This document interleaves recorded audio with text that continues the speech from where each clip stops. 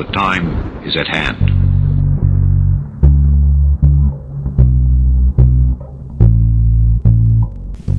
From Williamson, West Virginia, the gateway to the crackheads, this is In Dark Places. Ghost Stories.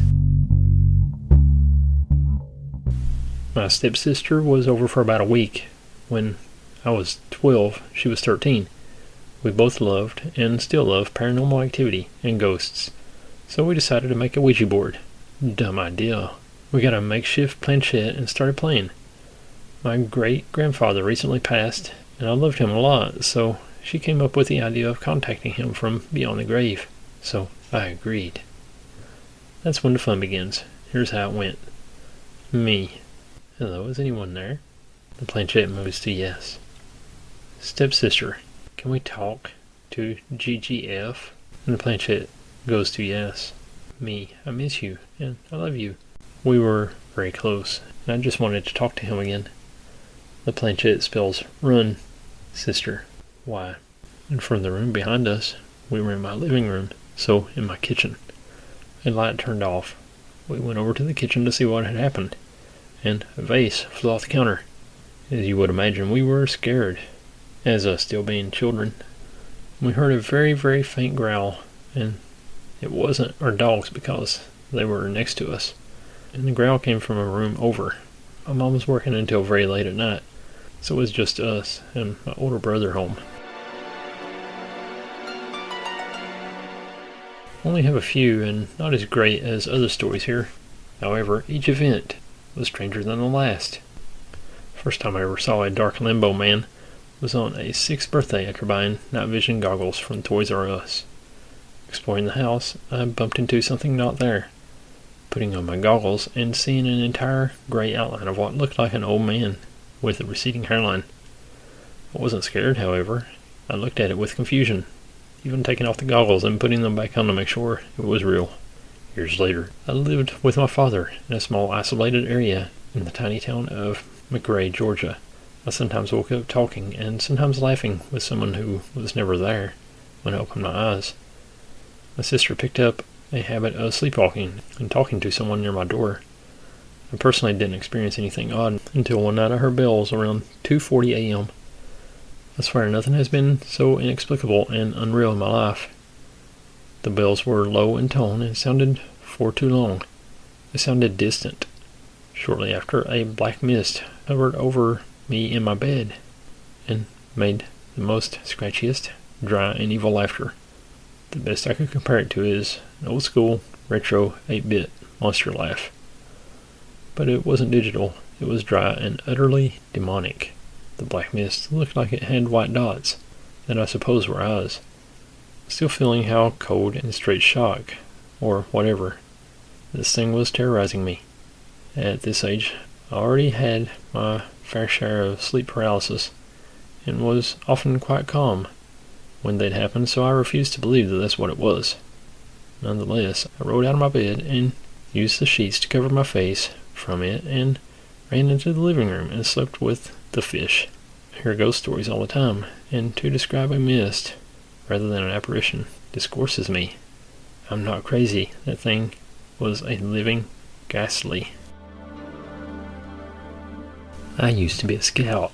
In one of our camps, I found out that the place we were was a slave farm.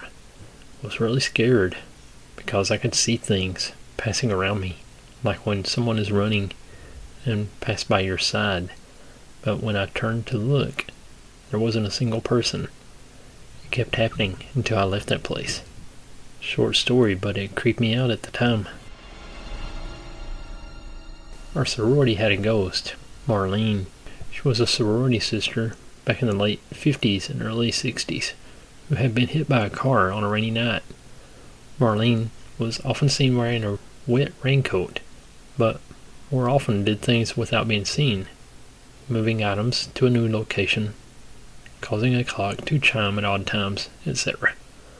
I never encountered Marlene, but I had a conversation with a sorority sister, Anne, who had been visited in her room by Marlene the day before, and had been studying when she fell asleep.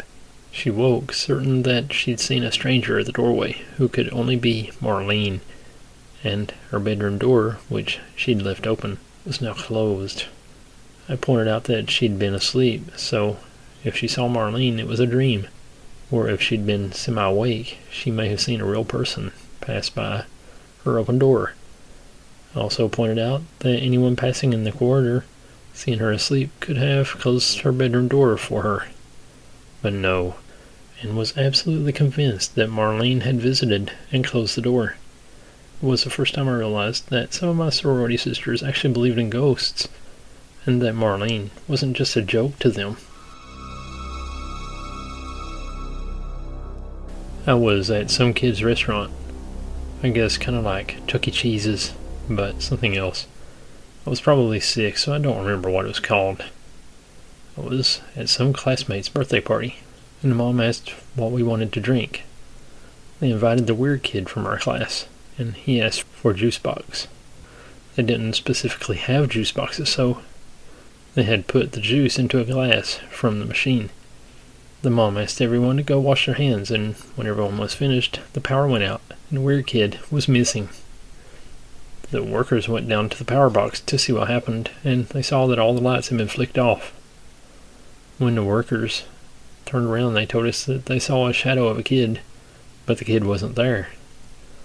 They came back upstairs and checked the party room, with the glass broken. None of us were even in there when it broke. The mom called the parents of the missing kid. They were looking around for a while, and they were nervous. They looked around and saw again the shadow of the kid. We turned the lights on. They flicked them back a while ago, and there the kid was, sitting at the party room table like nothing had happened, and widely smiling. It was really creepy. The kid's family moved to the States, and everyone at the party is still weirded out. Obviously, this might not be as bad as the others, but it still spooked me. My family is very spiritual, and the block of land that my family house is built on has a ghost. 3 generations of my family, including myself, have seen or felt her presence, as well as other people who live on the block of land. We have always called her the lady. She tends to appear when there are really strong emotions in the house.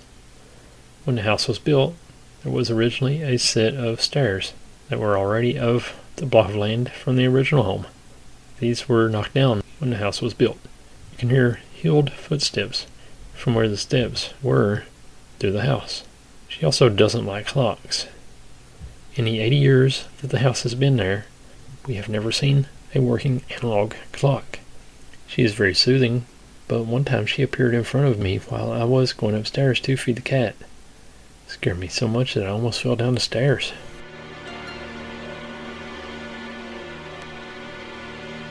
When I was a baby still in my crib, my Latino grandpa would visit me and my mom.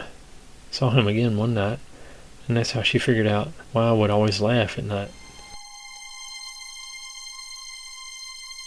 Sometimes at night I hear something in the corridor outside of my room, like someone is walking there. Just the door making noises, no steps. My mom also hears it. She believes it's her grandma. That's all the ghost stories I got for you for right now. Thanks for listening. See you next time. God bless.